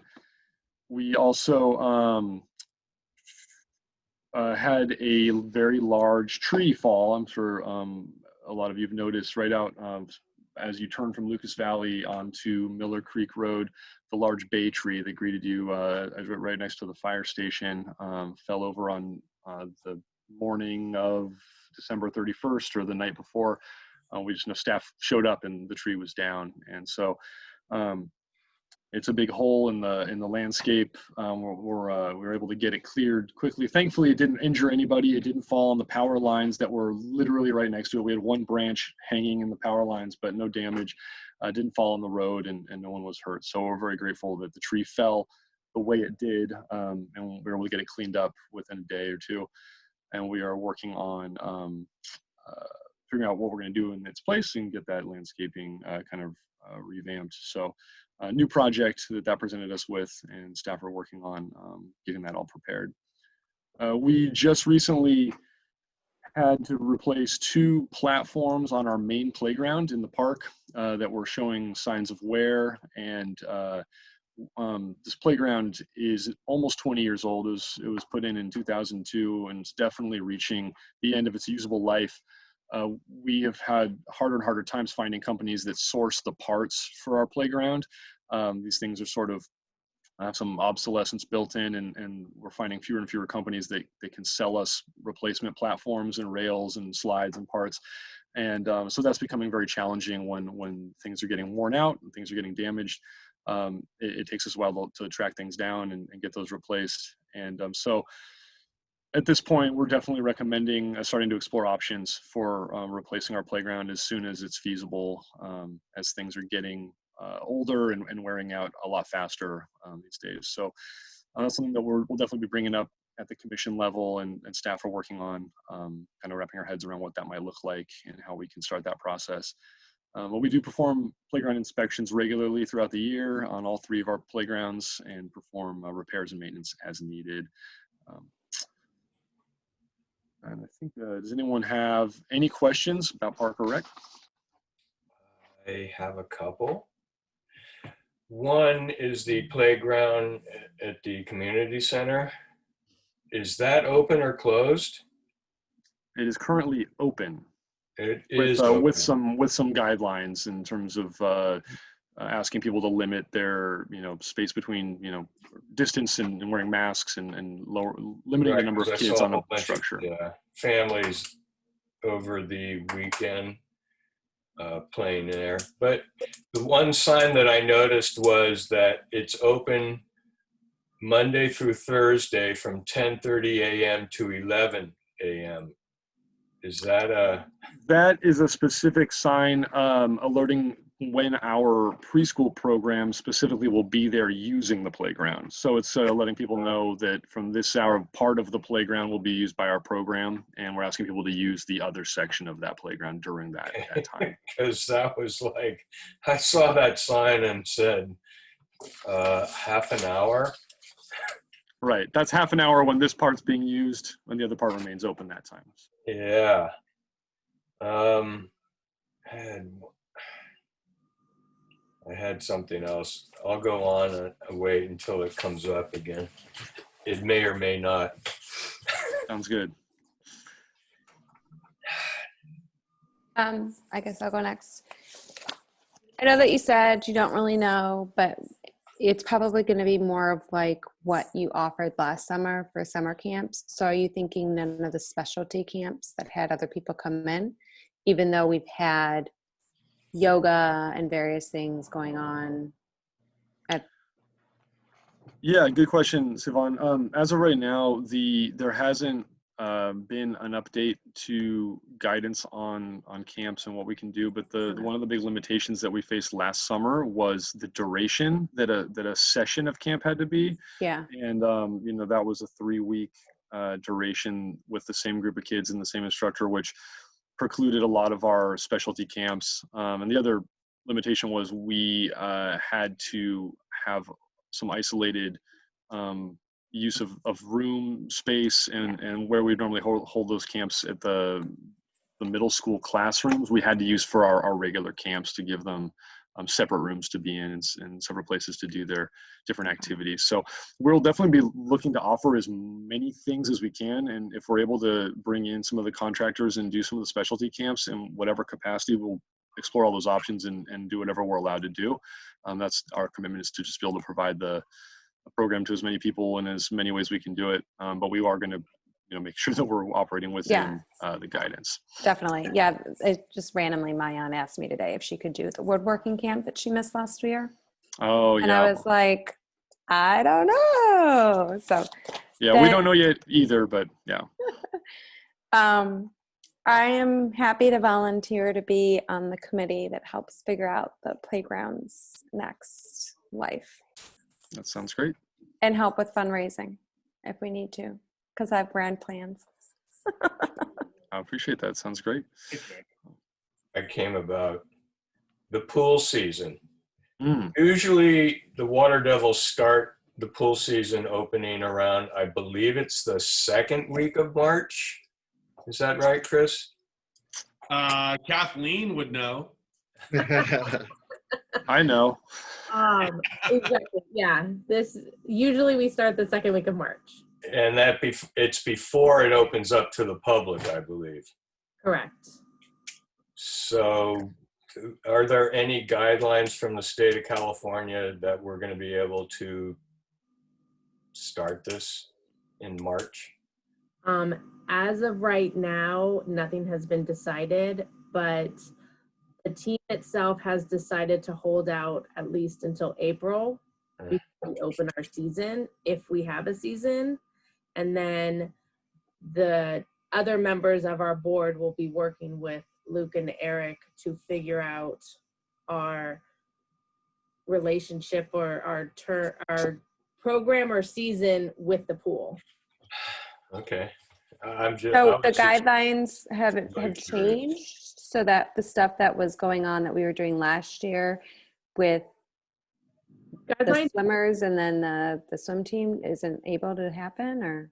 Well, there's two different things. What we had during fall was a program, not a season, not a swim season, and not a swim team. So the guidelines haven't changed, but our MSL board, Marin Swim League board, is looking into specific details of swimming versus sports. Because as of the guidelines, yes, well, technically guidelines have changed. They rolled out more specific sports guidelines, and every child has to be 6 feet apart while they participate. So with that being said, our lanes are not 6 feet apart. You don't swim necessarily 6 feet apart. So MSL is really looking into this. Now, the difference between a swim program and a swim team, we have almost 250 kids on our team. So we can't support a practice of that size of any age. And we won't have meets. I mean, so there's a lot of stuff still up in the air and unknown. Just so we're in the same boat that Luke is planning the summer. Okay, but Yeah. Luke, we are, as a district, able to support if swim practices were going to occur, or the public wanting to come and open when we Yeah, open so- up for, what is it? Is it May that we open up for the public? So we typically, like typical season, the Water Devils would start practice in March, and we would open up to the public starting in April. April, yeah. This year, I mean, with so many things changing, we're not necessarily going to stick to that format, and we're working Okay. closely with the Water Devils to figure out when you know, when they find out what they are able to do as a season. You know, we'll work with them on how to fit that into our schedule and how to Okay. plan around. So, you know, we're definitely But we'll kind of be both. able to open up for the public too at some. Yes, our ability to open in the nothing has changed to prevent us from doing what we were doing in the fall while running laps when we can, and potentially some more programs than we were able to run during the late summer and fall. So we're planning on running the pool season with some limitations, but we can expect that we're expecting to see the swim team there. We're expecting to see lap swim in some capacity, swim lessons in some capacity, and potentially some very limited, more recreational use of the pool. So we're still finalizing how we can fit all that in and what that's going to look like. But that is still, we're juggling all of that right now and hoping to, you know, make the puzzle all fit together in a way that makes sense for everybody. Yeah. Do we have any public comment?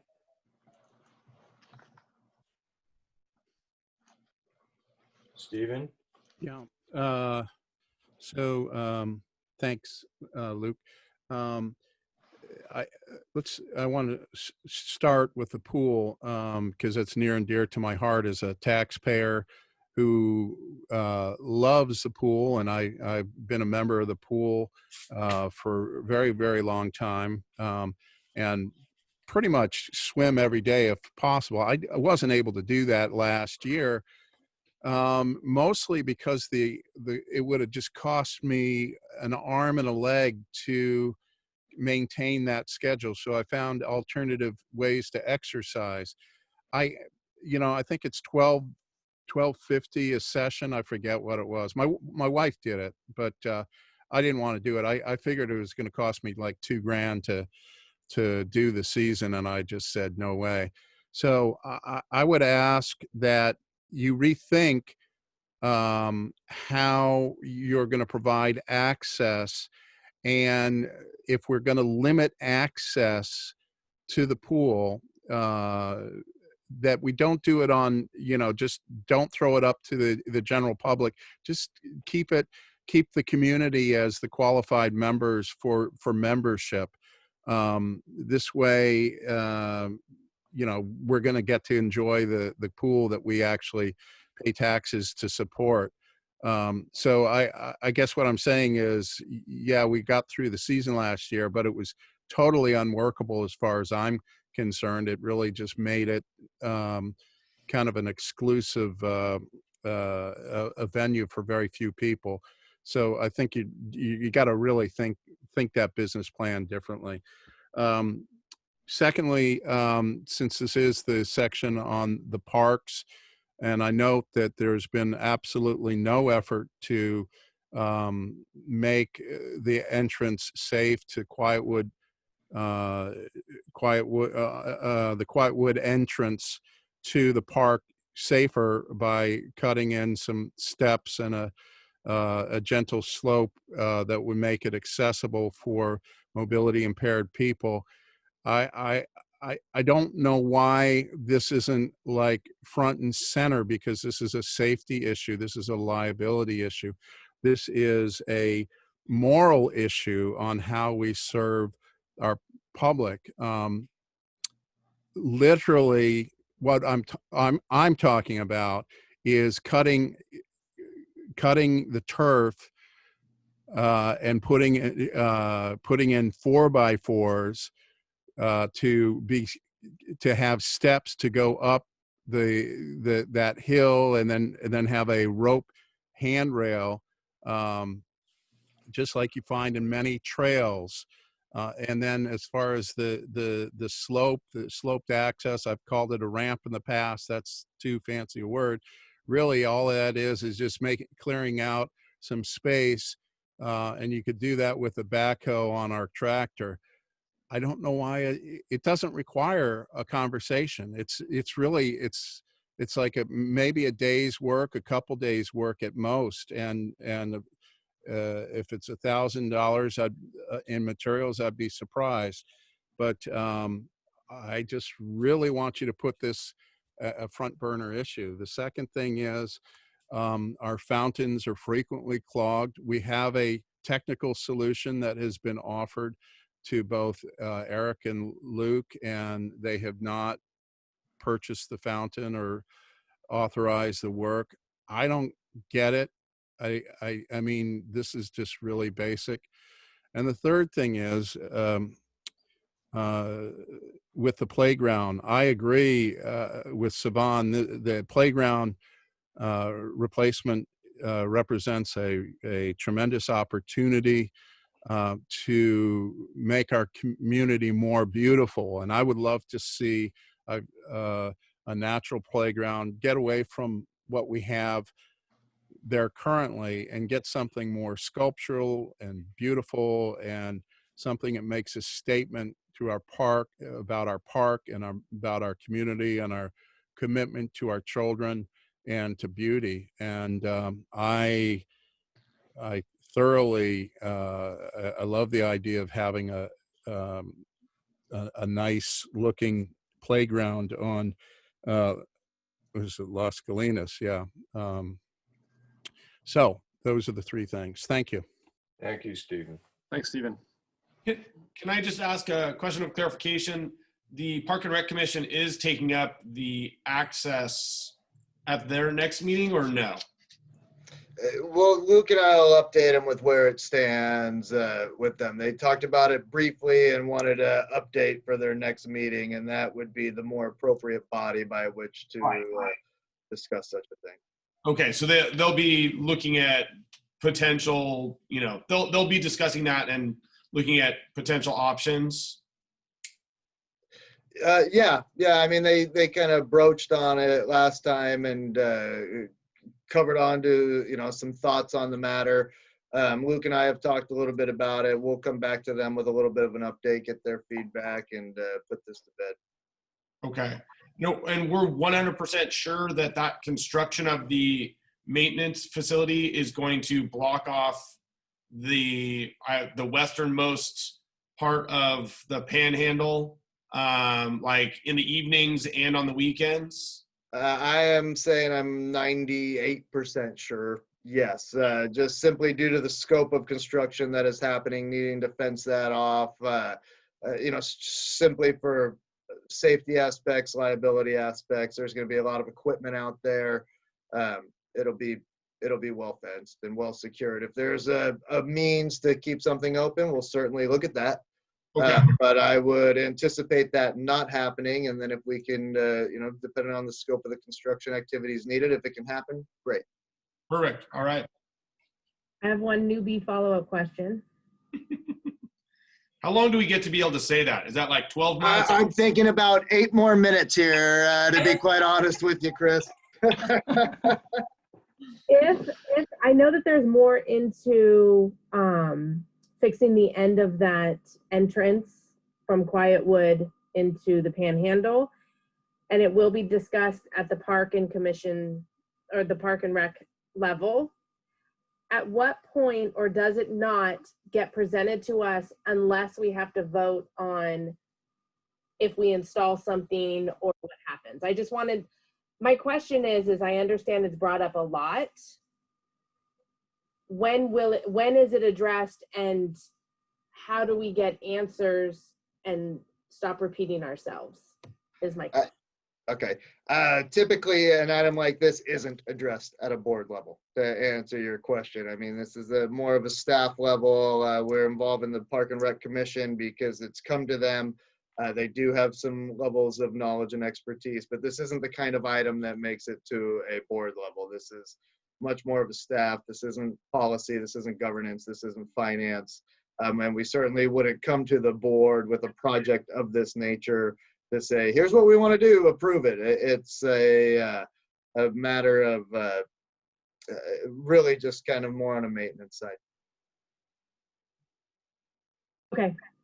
I mean, I want to hear our community and I want to represent everyone in our community, but I also want to make sure that we don't, bless you, have these meetings drag on about the same topics again and again. So Stephen, it's not like I'm trying to blow you off. I just want to make sure I understand my role as a board member on this board.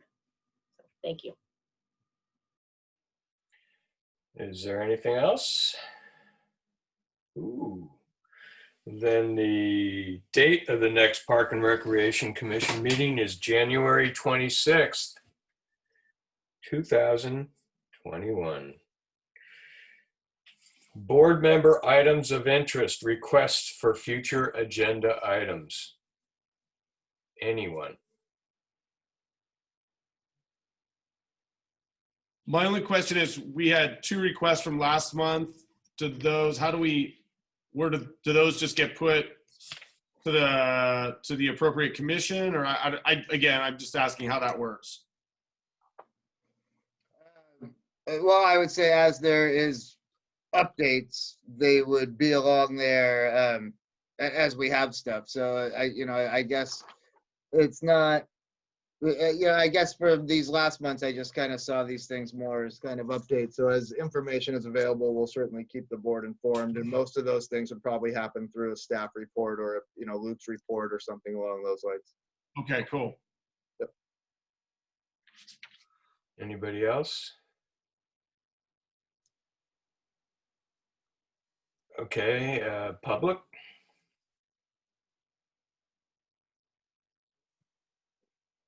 Stephen?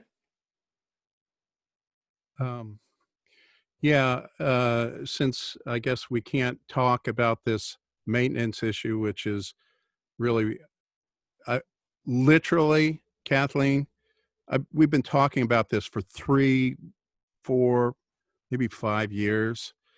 And you've probably heard a lot of negative things about me and probably some other public members. You've seen how I've been treated. And this is so frigging disrespectful. We're talking about basic maintenance, basic safety, basic accessibility to our parks. Now, if that's not important, this doesn't require a lot of discussions, and perhaps the discussion that we should put on the agenda is how our staff interacts with requests for maintenance from the public and how they actually respond. Because my experience is they just basically say words and do whatever they want. And, this is where some of the frustration comes in. Let's have a beautiful park. Let's have something we can all feel proud of. This is kind of a silly thing to get upset about, but it is so basic. I guess it just needs to be said over and over again until something gets done. So that's my request is that we have a discussion about park maintenance and the proper ways for staff to respond to the public. Thank you, Stephen. Go ahead, Chris. Nope, I don't have a question. Okay. For what? Anything else? If nothing further, I guess I'll say the date of the next regular board meeting is February 9th, but I need a motion. I motion to adjourn. A second. Roll call, please. Hello. Tiffany might have frozen up again. She's been having Yeah, a she lot of- looks very peaceful right there. Yeah, Yeah, she she's been having does. connection issues, so we'll do it. Motion to adjourn. Director, Board President Shea. Aye. Director Case. Aye. Director Kilkenny, Aye. Director Oyserman, Hi. Director Ruggieri. Aye. Lisa, I feel bad for you because these always go in alphabetical order, so you're always the last one to be asked. And maybe next time I'll just confuse everybody. It's and okay. switch it up Next with year, different I'll be the precincts. last one. No way. She's gonna make like the critical vote on something. We're all gonna be on pins and needles. How she's gonna vote. You're gonna be the swing vote every time. Vote. There you go. I like that. We're everybody. all gonna talk to you. Be like, hey, Lisa. Well, I guess that does it. Good Thank night, you. everybody. Good night, everyone. Thank you. Thanks. Thank you. Thank you. Thank you. Bill, hold